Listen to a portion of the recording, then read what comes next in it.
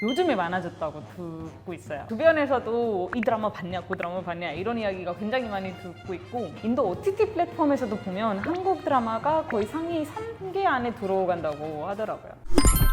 안녕하세요. 인도에서 온 한국살이 9년차 니디라고 합니다. 반갑습니다.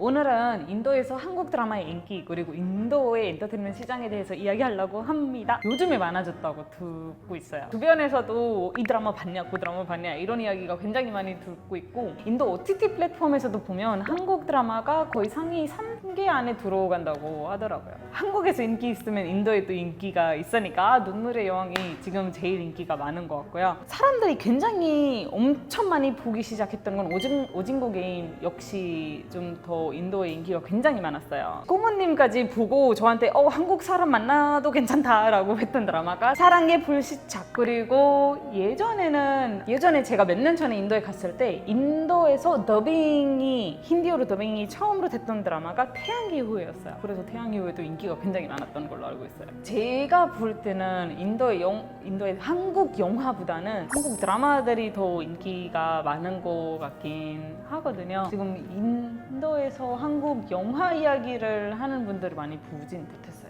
드라마가 약간 오래 정도 가고 약간 로맨틱한 분위기를 오래 정도 볼 수 있어서 그런지 영화보다는 드라마가 인기가 더 많습니다. 근데 인도 OTT에서도 요즘에 뭐 다양한 플랫폼들이 아마존 프라임이나 넷플릭스나 다양하게 있겠지만 그래도 인도에 맞는 드라마들도 많고, 이 드라마를 많이 보는 사람들이 30대, 40대 좀 더 공감이 바로 갈 수 있는 뭐 인도적인 드라마나 영화를 좀 많이 보는 것 같긴 해요. 인도에서는 이제 한국과 다르게 드라마보다는 영화가 인기가 많아요. 인도 내에서 만든 영화들이 좀 더 인기가 많은데, 그거를 좀 스케일을 말하자면 일단 조마다 언어도 다르니까 조마다 나오는 영화들이 다른 언어로 나오거든요. 1년에 제가 알고 있기로는 2,200개 이상 영화가 출시된다고 하더라고요. 굉장히 어마어마하게 영화에 인도 사람들이 집착하는 이유가 거기에 있지 않을까. 그리고 옛날에는 발리우드 영화가 굉장히 인기가 많았지만 요즘에는 밑에 털리우드라고 하거든요. 타미로로 만든 남인도에서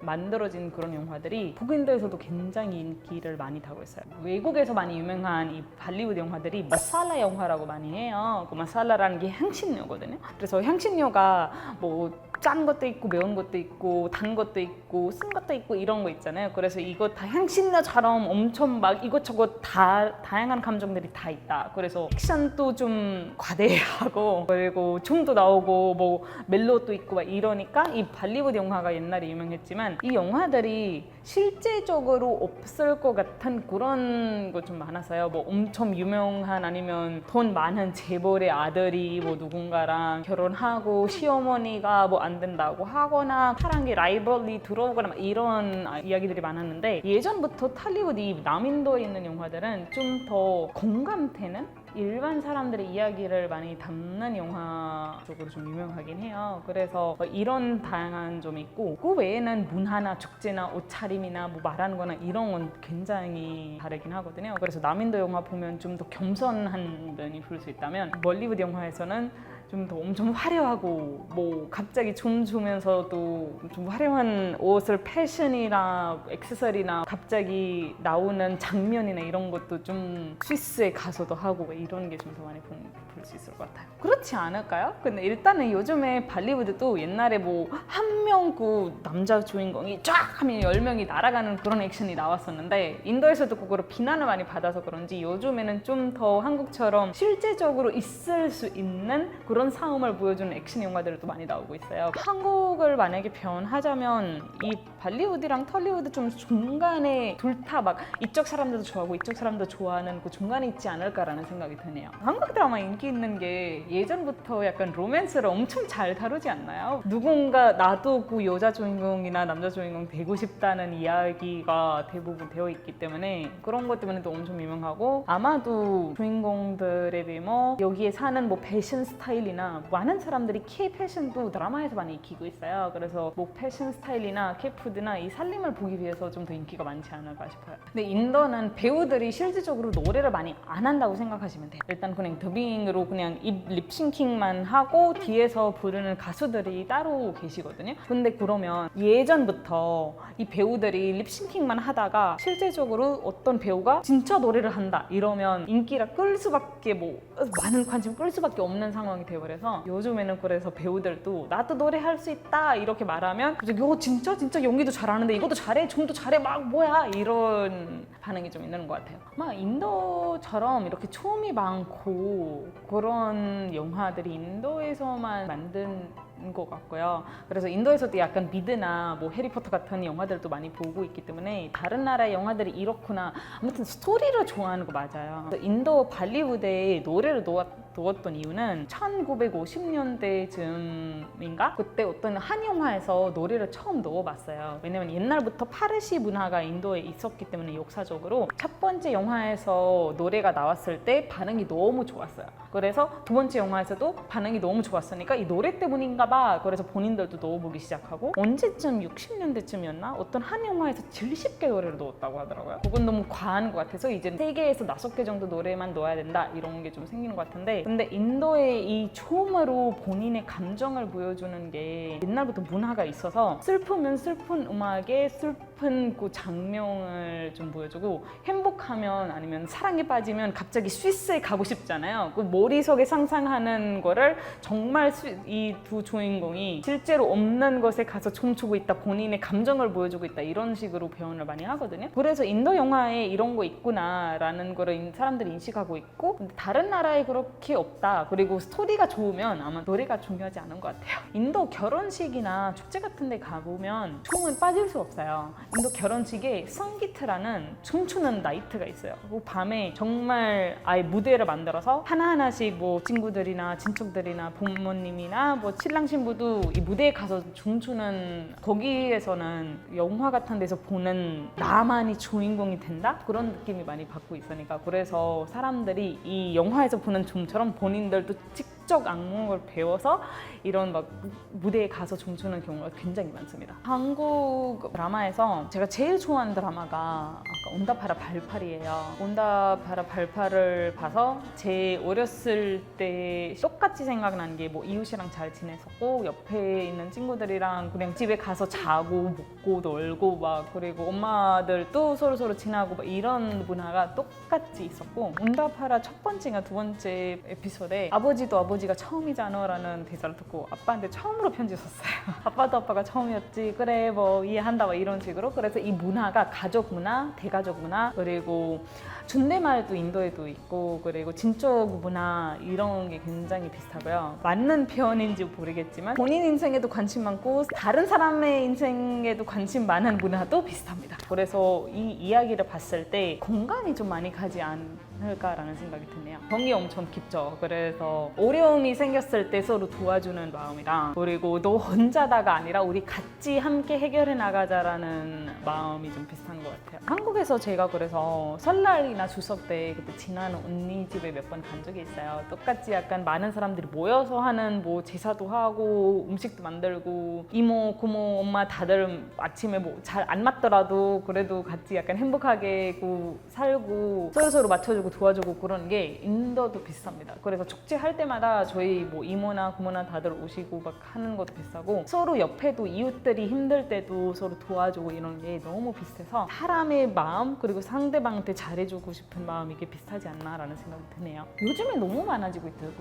듣고 있어요. 한국 드라마에서도 그렇고 한국 영화 또 K-팝에서 사람들이 언어의 아름다움을 알게 되고 한번 나도 이 말을 자막 없이도 알아보고 싶다. 아니면 내가 좋아하는 배우나 뭐 가수분들의 말을 알아보고 싶다 이런 마음이 좀 크게 생각이 되는 것 같아서 그런 것도 이유가 되지 않을까 싶고요. 최근에 델리에서 저는 약간 팀원분들이 델리에 있는 네루 대학교에서 공부하고 있는 학생도 있거든요. 거기서는 역사 같은 것도 배우면서 관심이 많아지고 있다고 하더라고요. 그러니까 네루 대학교가 유명한 이유가 여기에서 한국어과가 유명해요. 무조건 한국어 공부하고 싶으면 내로대학교밖에 없다 이런 생각하는 게 굉장히 그건 맞아요. 인도에도 약간 동료 같은 것도 많이 있고 정부 같은 데에서도 일하신다고 하고 지금 제 팀원분은 나중에 한국을 계속해서 박사를 하고 싶다고 역사 관련해서 정치 역사 그런 걸 하고 싶다고 하시더라고요.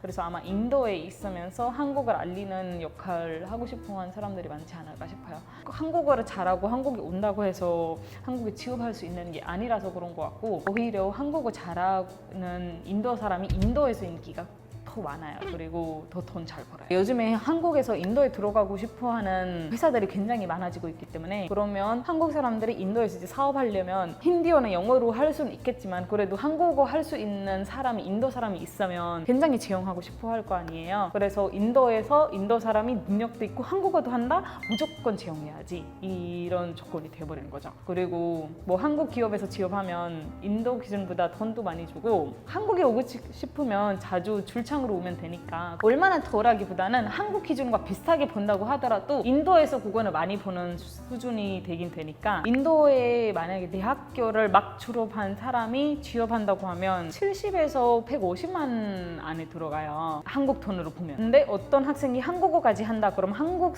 기업이 여기 채용하면 거의 막 200 이렇게 줄 때도 있으니까 왜냐면 꼭 채용하고 싶은 인재이긴 하니 그러면 본인이 다른 친구들에 대비 좀 많이 버는 거라서 그런 면에서 한국어 하면 돈 잘 벌 수 있는 기회가 많다라고 볼 수 있을 것 같아요. 저는 한국에서도 지금 잘하고 있으니까요.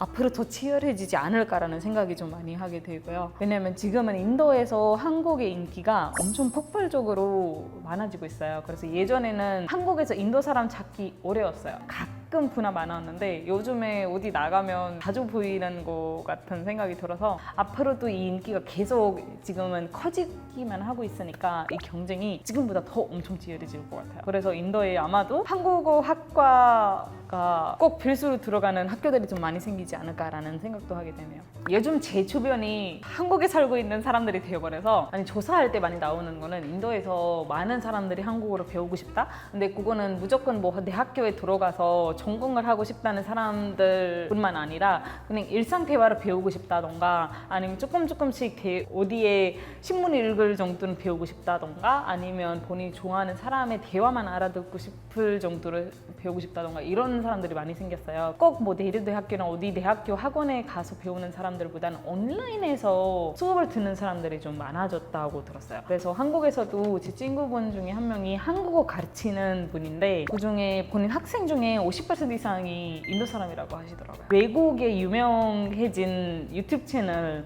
그래서 저번에 카메론님이라고 제 친구분이긴 한데 한국에서 외국인인데 유튜브 채널 시작했거든요. 시청자분들 중에 60%가 인도 사람이라 왜지? 이러더라고요. 근데 인도에서 꾸정도 한국에 관심이 많으니까 그렇지 않을까라는 생각을 하게 될 수밖에 없네요. 한국말을 한국 와서 배웠고요. 쑥스러움이 좀 없는 것 같아요. 제가 비법은 두 가지를 방법으로 말하자면 가서 틀리더라도 말 걸기? 그래서 많은 사람들한테 그냥 가서 말을 걸었어요. 어디 행사 같은 데 가서도 그냥 안녕하세요 뭐 인도에서 왔어요 뭐 이러는 거 있고 그리고 모르는 단어가 있으면 보통 우리가 뭐 약간 좀 창피해서 몰라서 어떻게 그냥 아는 척 하잖아요. 저도 처음에 그랬다가 근데 너무 무슨 대화인지 나중에 집에 와서 뭐였더라? 무슨 말이었지? 이런 생각을 하게 됐으니까 한 달, 두 달 이후에는 그냥 물어보기 시작했어요.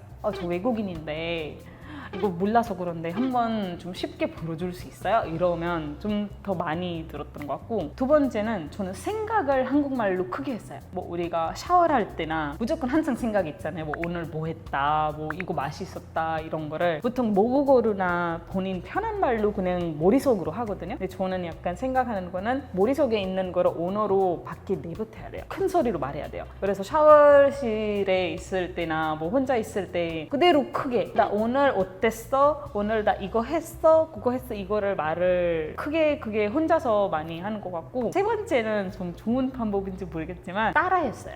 억양을 배우기 위해서 뭐 어떤 드라마에서 오빠 너무 싫어 이러면 그냥 집에서 오빠 너무 싫어 이거 한번 하고, 그리고 뭐 질문 같은 거 나오잖아요. 오늘 하루 힘들었는데 너는 어땠어? 이거 들으면 스탑하고 나는 그냥 저한테 말 거는 것처럼 생각하고 제가 대답하고 막 이런 식으로 그냥 대화하는 방법을 많이 시도했던 것 같아요. 8개월에서 1년? 그때쯤 어느 정도 일상 대화가 가능하구나라는 생각이 좀 들었던 것 같고요. 그때 약간 제가 내 학원 들어가서 한국인 분들과 그래도 소통 한국말로 좀 하고 있었으니까. 근데 엄청 유창하게 하게 된 거는 아마 세일즈 매니저로 들어갔던 첫 번째 회사에서 더 어려운 단어들 많이 배우지 않았을까. 왜냐면 그때 실수한 게도 많아요. 뭐 예를 들어 가끔 우리가 이제 님 붙여야 되고 이런 거잖아요. 몇 번은 까먹은 적이 있어요. 어디 회사 대표님인데 안녕하세요 김수정 디디입니다 막 이럴 때 이렇게 보낼 때도 있고, 막 실수를 반말 가끔 나갔을 때 그런 거 같았어 요가 빠졌어 이런 실수를 많이 하면서 많이 배웠던 것 같아요. 아니요, 재밌는 언어예요. 쉽다기보다는 매력이 엄청 넘쳐요. 똑같은 말인데 어떤 억양으로 말하냐에 따라 의미가 많이 달라지잖아요. 아 진짜? 아 진짜? 진짜? 이런 게 막 굉장히 많아서 너무 재밌어요. 배울 때마다 오해할 수 있긴 하지만 오해할 수 있는 여지를 좀 빼면, 좀 정확하게 말하면 좀 재밌는 것 같습니다. 저도 이제 처음에는 뭐 5년 까지는 아직 5년밖에 안 됐어요 막 와 5년밖에 안 됐는데 이래요? 이러는데 이제는 5년 차니까 사람들한테도 오래 살았지 뭐 이런 거. 그래서 누가 한국말 잘하시네요 이러면 요즘에 답이 네 오래 살았어요 막 이런 답이 9년 살아서 당연히 잘해야죠. 잘 안 하면 그건 잘못한 거야. 그건 배워야지. 너무 놀라워요. 어떻게 배웠냐라는 거를 또 많이 묻고, 왜냐면 아무튼 이제는 가끔 TV나 다른 데서 보긴 하니까, 그리고 인스타그램에서도 제가 가끔 뭐 한국어로 다 말을 하고 있으니 어떻게 잘하게 됐어? 막 너무 놀라운데 뭐 대단한데 이런 반응을 좀 많이 보는 것 같아요. 저는 대단하다고 생각은 하지 않거든요. 어느 나라에 이 정도 살았으면 그 나라 말을 알아야 되지 않겠냐라는 건데, 그리고 아직도 제가 엄청 유창하게 하는 게 아니에요. 아직 모르는 단어들이 엄청 많고, 가끔 막 역사책이나 정치 관련한 책을 읽으면 아직도 약간 좀 사전을 옆에 가까이 해서 읽어야 될 때도 많고, 그래서 아직은 갈 길이 멀지만 그래도 모르는 거 있을 때 아직도 제가 잘 물어봐요. 이거 단어가 뭔지 알려주세요. 이런 식으로 계속 배워가고 있다 라고 생각하고 있습니다. 한글의 첫인상은 예쁘다? 이게 무슨 말인지 빨리 알아보고 싶다? 나중에 만약에 알게 되면 이걸로 그림 같은 거 그려도 좀 재밌겠다라는 게 생각이 들었고, 제가 한글 중에 글자 중에 제일 좀 매력적으로 이제 한글 과자까지 만드니까